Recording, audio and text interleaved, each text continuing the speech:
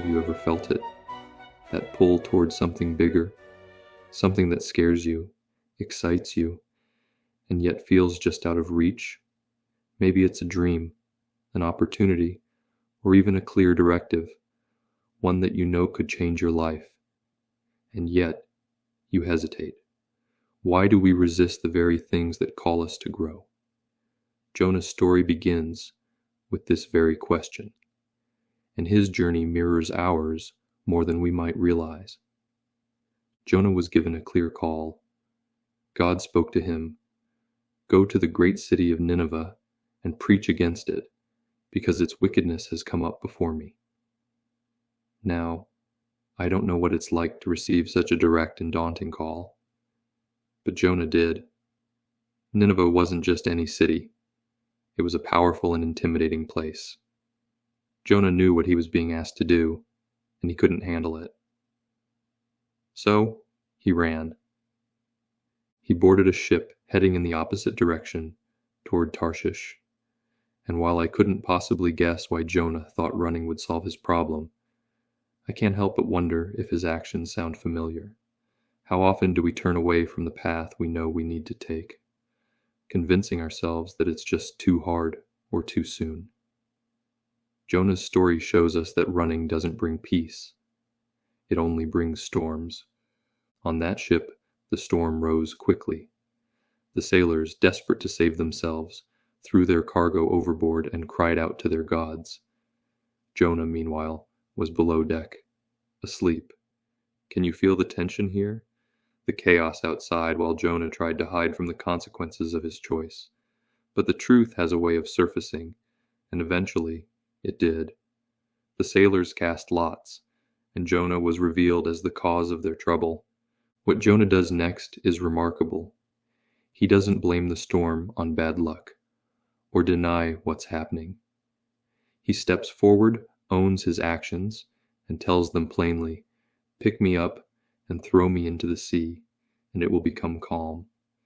I know that it is my fault that this great storm has come upon you." Here's where something shifts. Jonah's willingness to take responsibility for the storm begins his transformation.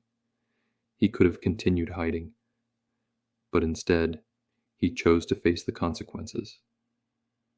The sailors, reluctant to harm him, tried rowing back to shore, but the storm only grew stronger.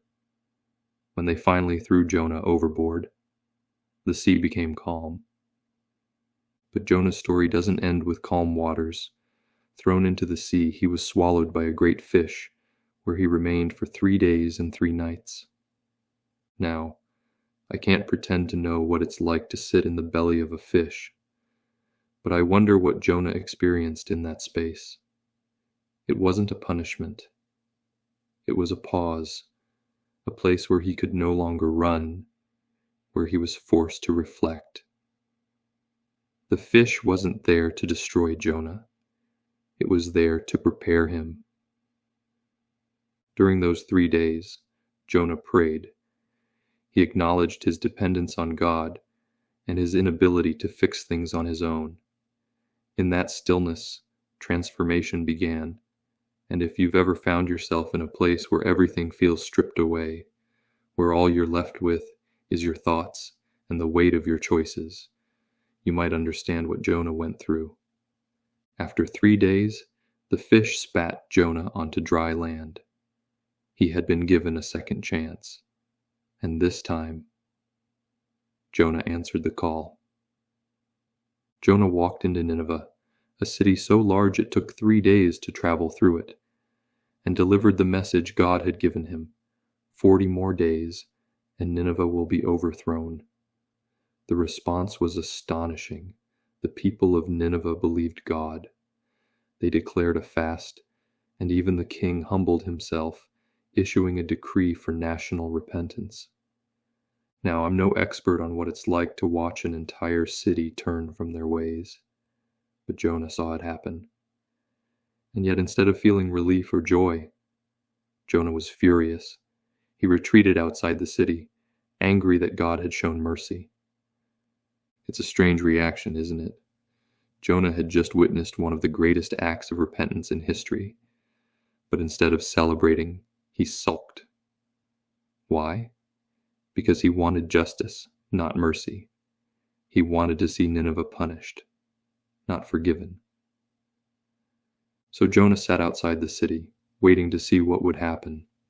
And while he sat there, God caused a plant to grow and shade him from the scorching sun. For a moment, Jonah was happy, but the next morning, the plant withered, and Jonah's anger flared again. God asked Jonah, "Is it right for you to be angry about the plant?" Jonah replied, "It is, and I'm so angry I wish I were dead." Then God said, "You have been concerned about this plant, though you did not tend it or make it grow. It sprang up overnight and died overnight. And should I not have concern for the great city of Nineveh, in which there are more than 120,000 people who cannot tell their right hand from their left?" And that's where Jonah's story ends, with a question. It's left unresolved, unfinished. But maybe that's the point, because Jonah's journey, like ours, is ongoing. The storms, the fish, the plants, they aren't there to destroy us. They're there to teach us, to shape us, to show us who we are and who we're meant to become. Jonah reminds us that running doesn't free us. It only delays the inevitable. But even in our resistance, grace pursues us. Even in our failures, we are given chances to return. And even in our darkest moments, transformation is possible. I don't know what your Nineveh looks like. Maybe it's a decision you've been avoiding, a call you've been ignoring, or a part of yourself you've been running from. Whatever it is, Jonah's story offers a simple truth. The path forward is rarely easy, but it's always worth it. The question isn't whether the call will come. It already has. The question is, will you answer?